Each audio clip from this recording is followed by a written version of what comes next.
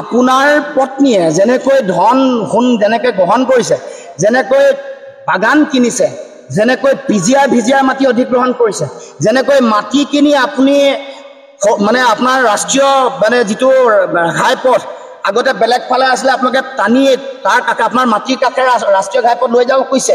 এইবোৰ কথা মানুহে পাহৰি যোৱা নাই। সমগ্ৰ অসমৰ মানুহক আপুনি আপোনাৰ পত্নীক বদনামী কৰিছে। এতিয়া আপোনাৰ পুত্ৰ আৰু কন্যাৰ যাতে পাপৰ ফল নালাগে তাৰ কাৰণে আপোনাৰ দিনত আপোনাৰ ভাল কামৰ আৰু খতিয়ান দিছোঁ নহয়। আপুনি গৰু চিণ্ডিকেট চলাই আছে, আপুনি চুপাৰী চিণ্ডিকেট চলাই আছে, আপুনি কয়লাৰ চিণ্ডিকেট চলাই আছে, ড্ৰাগছৰ চিণ্ডিকেট বন্ধ কৰিম বুলি মদৰ দোকান বহাইছেতো আপুনি। মুখ্যমন্ত্ৰীক আজি এই থলীৰ পৰা য'ত সভা পাতিছোঁ তাৰ পৰা ক'ব খুজিছোঁ যে লুৰিণজ্যোতি গগৈৰ অভিধানত আত্মসমৰ্পণ শব্দটো নাই। আহি থাকিব লগা দিনসমূহতো যেতিয়ালৈকে জীয়াই থাকিম, না কাৰোবাৰ ওচৰত আত্মসমৰ্পণ কৰিম, না কাৰোবাৰ ওচৰত আঁঠু ল'ম, না কাৰোবাৰ ওচৰত আপোচ কৰিম। যে অসমৰ মুখ্যমন্ত্ৰীয়ে আচুক বিশ্বাসঘাতকতা কৰি হিতেশ্বৰ শইকীয়া অসমৰ মুখ্যমন্ত্ৰী আগত তেওঁৰ ওচৰত আত্মসমৰ্পণ কৰিছিলে। তিহাৰ জেললৈ যোৱাৰ পৰিৱেশ আহিলে তেওঁ তাৎক্ষণিকভাৱে আত্মসমৰ্পণ কৰিলে। তেওঁ বিজেপি RSS ৰাম মাধৱৰ ওপৰত আত্মসমৰ্পণ কৰি বিজেপিলৈ দৌৰি গ'ল। তাৰ পাছত তেওঁ বিশ্বাসঘাতকতা আচুক কৰিছে, আলফাক কৰিছে, তেওঁ প্ৰথম গুৰু বিহু ফুকনক কৰিছে, প্ৰফুল্ল মহন্তক বিশ্বাসঘাতকতা কৰিছে, হিতেশ্বৰ শইকীয়াক কৰিছে, তৰুণ গগৈক কৰিছে, সিদ্ধাৰ্থ গোস্বামীক কৰিছে, ৰাম মাধৱক কৰিছে আৰু সৰ্বানন্দ সোণোৱালক কৰিছে। মুখ্যমন্ত্ৰীক আজি এই থলীৰ পৰা য'ত সভা পাতিছোঁ তাৰ পৰা ক'ব খুজিছোঁ যে লুৰিণজ্যোতি গগৈৰ অভিধানত আত্মসমৰ্পণ শব্দটো নাই। মুখ্যমন্ত্ৰীয়ে কৈছে যে মই হেনো কংগ্ৰেছৰ ওচৰত আত্মসমৰ্পণ কৰিছোঁ। মুখ্যমন্ত্ৰীক আজি এই থলীৰ পৰা য'ত সভা পাতিছোঁ তাৰ পৰা ক'ব খুজিছোঁ যে লুৰিণজ্যোতি গগৈৰ অভিধানত আত্মসমৰ্পণ শব্দটো নাই। আপুনিহে বাৰে বাৰে বিভিন্ন সময়ত আত্মসমৰ্পণ আৰু বিশ্বাসঘাতকতা কৰি আহিছে। লুৰিণজ্যোতি গগৈয়ে বিগত সময়ছোৱাতো কাৰো ওচৰত আপোচ কৰা নাই, আত্মসমৰ্পণ কৰা নাই। আহি থাকিব লগা দিনসমূহতো যেতিয়ালৈকে জীয়াই থাকিম, না কাৰোবাৰ ওচৰত আত্মসমৰ্পণ কৰিম, না কাৰোবাৰ ওচৰত আঁঠু ল'ম, না কাৰোবাৰ ওচৰত আপোচ কৰিম। স্পষ্ট কথা, আমি কংগ্ৰেছৰ কাষত সহৱস্থান কৰিছোঁ কেৱল মাত্ৰ জাতীয় স্বাৰ্থৰ কাৰণে যুঁজ দিবৰ কাৰণে। দেশৰ যিটো পৰিৱেশ পৰিস্থিতি, য'ত দেশত বাইপলাৰ মোড অফ ইলেকশ্যন চলিছে, ভোট বিভাজন ৰোধ কৰিবৰ কাৰণেহে আমি কেৱল মাত্ৰ সহৱস্থান কৰিছোঁ। সেইকাৰণে মুকলিমূৰীয়াকৈ ক'ব পাৰোঁ কংগ্ৰেছৰ লগত আমাৰ আদৰ্শৰ অমিল আছে, আমাৰ দৰ্শনৰ অমিল আছে। আমি আমাৰ চিন্তা, দৃষ্টিভংগী, আদৰ্শ আৰু দৰ্শন আমি নিজে আগবঢ়াই লৈ গৈও আমি বিজেপিক পৰাভূত কৰিবৰ কাৰণেহে তেওঁলোকৰ লগত থিয় হৈছোঁ। অসমৰ মুখ্যমন্ত্ৰীয়ে কেনেকৈ আত্মসমৰ্পণ কৰিছে সেইটো কথা যদি আপোনালোকে চাই দেখিব, ইতিহাসৰ পৃষ্ঠা লুটিয়াই চালে দেখিব যে অসমৰ মুখ্যমন্ত্ৰীয়ে আচুক বিশ্বাসঘাতকতা কৰি হিতেশ্বৰ শইকীয়া অসমৰ মুখ্যমন্ত্ৰী আগত তেওঁৰ ওচৰত আত্মসমৰ্পণ কৰিছিলে। কৰি কংগ্ৰেছলৈ গ'ল। বহুদিন কংগ্ৰেছলৈ যাওঁতে তেওঁৰ যিটো অবৈধ বাংলাদেশ যিটো প্ৰীতি, অবৈধ বাংলাদেশী বা বিদেশী প্ৰীতি, সেইটো আমি দেখিবলৈ পাইছোঁ। কেনেকৈ কি কাম কৰিছিলে, কি নকৰিছিলে। তাৰপিছত তেওঁ যেতিয়া হাৰদা লুই বাজাৰ কেলেংকাৰী তদন্তৰ গতি এটা লাভ কৰিলে, তেওঁ জেল যোৱাৰ, তিহাৰ জেললৈ যোৱাৰ পৰিৱেশ আহিলে তেওঁ তাৎক্ষণিকভাৱে আত্মসমৰ্পণ কৰিলে। তেওঁ বিজেপি RSS ৰাম মাধৱৰ ওপৰত আত্মসমৰ্পণ কৰি বিজেপিলৈ দৌৰি গ'ল।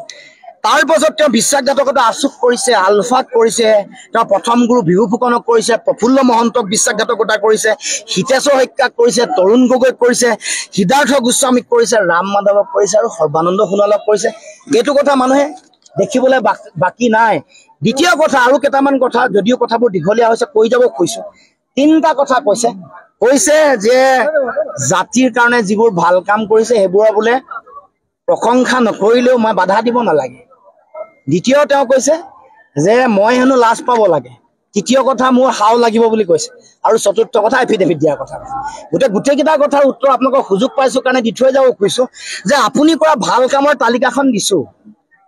মুখ্যমন্ত্ৰী ডাঙৰীয়া, আপুনি এনেকুৱা কিছুমান কাম কৰিছে, এতিয়া খিলঞ্জীয়া মানুহৰ 49,000 বিঘা মাটি আপুনি আম্বানী, আদানী, ৰামদেৱ, SR গ্ৰুপক দি দিবলৈ ওলাইছে।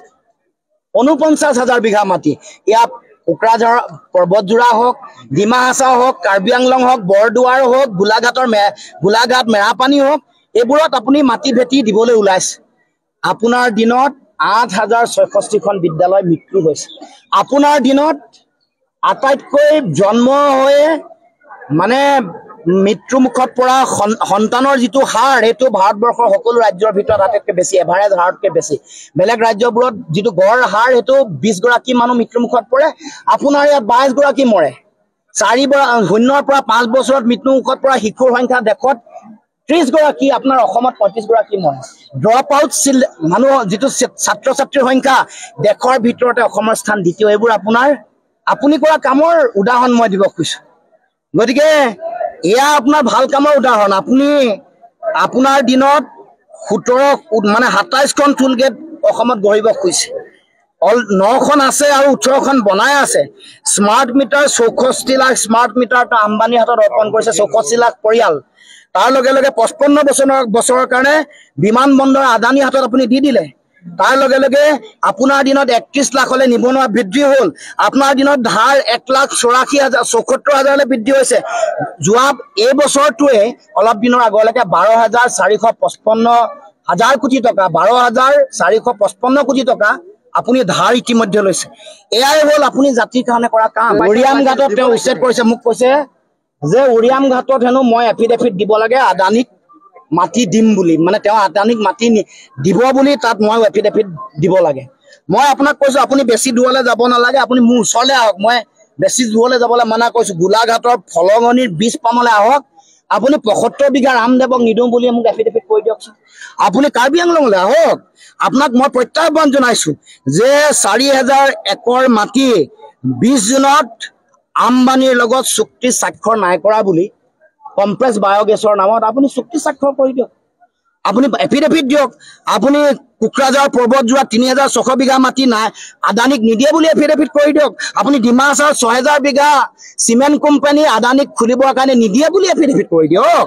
আপুনি নগাঁৱৰ মিকিৰ বামুণীত আপুনি কাৰ্বি আদিবাসী মানুহক উচ্ছেদ কৰি 276 বিঘা মাটি বেলেগক নিদিওঁ বুলি আপুনি চহী কৰি দিয়ক।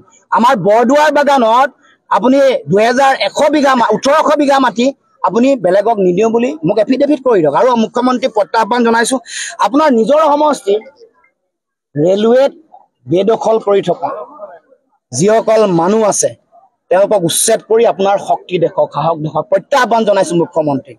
আপুনি শুৱালকুছিৰ অৱস্থাটো বেয়া কৰিলে, শুৱালকুছিৰ শিল্পটো অৱস্থা বেয়া কৰিলে আপোনাৰ দিনত। আপুনি জালুকবাৰী ৰেলৱে মাটিত যিসকলে বেদখল কৰি আছে তেওঁলোকক উচ্ছেদ কৰাৰ দমটো দেখুৱাওক। আৰু কাৰ্বি আংলঙৰ উত্তৰ বৰবিলক উচ্ছেদ কৰাৰ মুখ্যমন্ত্ৰী যদি দম আৰু সৎ সাহস আছে মোক এফিডেভিটত লিখি দিব যে ইয়াত উচ্ছেদ কৰিব। তেওঁ কৈছে যে অসম চুক্তিৰ পিছত বিদেশী উচ্ছেদ কৰা বা খেদা তেওঁ একমাত্ৰ ব্যক্তি, গতিকে ক্ষেত্ৰত কি হ'ব? মুখ্যমন্ত্ৰী বিদেশী উচ্ছেদ যদি কৰিছে কিয় কৰায়ত্ব নাই কৰা? সেইটোৱে মৌলিক প্ৰশ্ন। কিয় মাটি দিছে? ধুবুৰীত উচ্ছেদ কৰা বিদেশীক এক কথা মাটি দিম বুলি কৈছে, 50,000 দিম বুলি কৈছে। আপোনালোকে সংবাদ মাধ্যমত বাতৰি পৰিৱেশন কৰিছে। গৰুখুটিত যিসকলক উচ্ছেদ কৰিছিলে তেওঁলোকক 1 বিঘাকে মাটি দিলে। ক'ত দিলে? দলগাঁৱত দিলে। কাজিৰঙাত যাক উচ্ছেদ কৰিছিলে তাক 14,72,00,000 টকা দিলে। মই এইবোৰতো তথ্যৰ ওপৰত কৈছো। আৰু বটদ্ৰৱাত যাক উচ্ছেদ কৰিছিলে হাতৰ পৰা 12 লাখ নে 15 লাখ টকা দিলে। গতিকে এইবোৰ আপোনাৰ মোৰ টকা পইচা নহয়। গতিকে এই কথা, এই যে বিদেশী বুলি কৈ তেওঁ যে কৰায়ত্ব কৰা নাই, তেওঁ যে তেওঁলোকক বিতৰণ কৰা নাই, বিদেশীৰ ওচৰত আত্মসমৰ্পণ মুখ্যমন্ত্ৰীয়ে কৰিছে। বিদেশীৰ ভোট দৰকাৰ হৈছে সেইকাৰণে মাটি দিয়া আৰম্ভ কৰিছে। বিদেশীৰ ভোট দৰকাৰ হৈছে সেইকাৰণে তেওঁ এনেকে পইচা দিয়া আৰম্ভ কৰিছে। গতিকে মুখ্যমন্ত্ৰী মনত ৰাখিব, আপোনাৰ পত্নীয়ে যেনেকৈ ধন সোণ যেনেকৈ গ্ৰহণ কৰিছে, যেনেকৈ বাগান কিনিছে, যেনেকৈ ভিজিয়াৰ মাটি অধিগ্ৰহণ কৰিছে, যেনেকৈ মাটি কিনি আপুনি আপোনাৰ ৰাষ্ট্ৰীয় যিটো ঘাইপথ আগতে বেলেগ ফালে আছিলে আপোনালোকে টানি তাৰ কাষে আপোনাৰ মাটিৰ কাষে ৰাষ্ট্ৰীয় ঘাইপথ লৈ যাব কৈছে। এইবোৰ কথা মানুহে পাহৰি যোৱা নাই। 18 বছৰ নহওঁতে 17টা কোম্পানীৰ মালিক আপোনাৰ পুত্ৰ। এইবোৰে আপোনাৰ কাম। এইবোৰ কামতহে আপুনি লাজ পাব লাগে। আপুনি লাজ কিয় পোৱা নাই মই বুজি পোৱা নাই। আপুনি মাটি যেতিয়া দৰকাৰ হয়, আপোনাৰ মাটি ঘৰততো মাটি খাইটি আছে, এতিয়া আপোনাৰ অফিচাৰো মাটি খাইটি বনাইছে, জুনিয়ৰ মাটি খাইটি, তেওঁলোকক আগতীয়াকে পঠাই দিয়ে। আপুনি যদি মাজুলীত মাটি লাগে আপোনাৰ অফিচাৰ গৈ আগত, দুগৰাকী নাম, এগৰাকী মহন্ত, এগৰাকী কাঠকটীয়া, আপোনালোকৰ এফালেও আছিলে কাঠপতীয়াগৰাকী মাটি যেতিয়া দখল কৰিব লাগে তেওঁলোকৰ আগতে পঠাই দিয়ে গতিকে লাজটো আপুনি পাব লাগে আৰু মই ভগৱানৰ ওচৰত প্ৰাৰ্থনা জনাইছোঁ যাতে আপোনাৰ ল'ৰা আৰু ছোৱালী আছে তেওঁলোকৰ যাতে পাপ নালাগে আপুনিতো কৰ্মফল কৰিছে সমগ্ৰ অসমৰ মানুহক আপুনি আপোনাৰ পত্নীক বদনামী কৰিছে এতিয়া আপোনাৰ পুত্ৰ আৰু কন্যাৰ যাতে পাপৰ ফল নালাগে তাৰ কাৰণে আপোনাৰ দিনত আপোনাৰ ভাল কামৰ আৰু খতিয়ান দিছোঁ নহয় আপুনি গৰু চিণ্ডিকেট চলাই আছে আপুনি চুপাৰী চিণ্ডিকেট চলাই আছে আপুনি কয়লাৰ চিণ্ডিকেট চলাই আছে ড্ৰাগছৰ চিণ্ডিকেট বন্ধ কৰিম বুলি মদৰ দোকান বহাইছেতো আপুনি আপুনি ভাল কাম কৰিছে চৰিত্ৰ পাঠৰ কিতাপ এখন আপুনি ল'ৰা ছোৱালীবোৰক পঢ়িবলৈ দিছে এইটো ভাল কাম কৰিছে কিন্তু আপোনাক সোঁৱৰাই দিছোঁ যে চৰিত্ৰ পাঠখন আপুনিও পঢ়ক নহ'লেনো আপুনি শিক্ষকসকলক ইমান বেয়াকৈ অপমান কৰেনে অন কেমেৰা অপমান কৰিছে অসমৰ জ্যেষ্ঠ ব্যক্তিসকলক আপুনি অপমান কৰে আপুনি মহাবিদ্যালয়ৰ অধ্যক্ষক অৱসৰপ্ৰাপ্ত অধ্যক্ষক আপুনি বেয়া ব্যৱহাৰ কৰে গতিকে আপুনি পঢ়িব লাগিব আপুনি কিতাপৰ দিন কৰিছে এইটো ভাল পাইছোঁ ভাল কাম কৰিছে কিন্তু আমাৰ বিষ্ণুপ্ৰসাদ ৰাভাদেৱে কি কৈছে আমাৰ পদ্মনাথ গোহাঁই বৰাই কি কৈছে বা আমাৰ ভূপেন হাজৰিকাই কি কৈছে লক্ষ্মীনাথ বেজবৰুৱাই কি কৈছে তেওঁৰ লিখনিসমূহৰ মাজত থকা যিবোৰ কথা এইবোৰ পঢ়ি আপুনি সমন্বয়ৰ কথা সাম্প্ৰদায়িকতাহীন এখন সমাজৰ কথা আপুনি পঢ়ি এইবোৰ উপলব্ধি কৰক